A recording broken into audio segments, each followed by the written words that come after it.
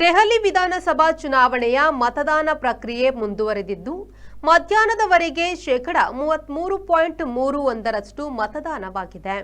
ರಾಷ್ಟ್ರ ರಾಜಧಾನಿಯಲ್ಲಿಂದು 70 ವಿಧಾನಸಭಾ ಕ್ಷೇತ್ರಗಳಿಗೆ ಚುನಾವಣೆ ನಡೆಯುತ್ತಿದ್ದು ಬೆಳ್ಳಂಬೆಳಗ್ಗೆ ಕೊರೆವ ಚಳಿಯನ್ನು ಲೆಕ್ಕಿಸದೆ ಮತದಾರರು ಉತ್ಸಾಹದಿಂದಲೇ ಹಕ್ಕು ಚಲಾಯಿಸುತ್ತಿದ್ದಾರೆ.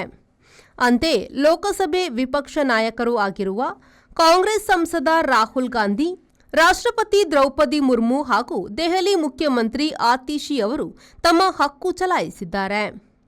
ಇದರಂತೆ ಬಿಜೆಪಿ ರಾಷ್ಟ್ರೀಯ ಸಂಘಟನಾ ಪ್ರಧಾನ ಕಾರ್ಯದರ್ಶಿ ಬಿಎಲ್ ಸಂತೋಷ್, ಬಿಜೆಪಿ ಸಂಸದೆ ಬಾನ್ಸುರಿ ಸ್ವರಾಜ್, ಆಪ್ ನಾಯಕ ಮನೀಶ್ ಸಿಸೋಡಿಯಾ, ದೆಹಲಿ ಮಾಜಿ ಮುಖ್ಯಮಂತ್ರಿ ಅರವಿಂದ ಕೇಜ್ರಿವಾಲ್ ಸೇರಿದಂತೆ ಅನೇಕ ನಾಯಕರು ಮತ ಚಲಾಯಿಸಿದ್ದಾರೆ.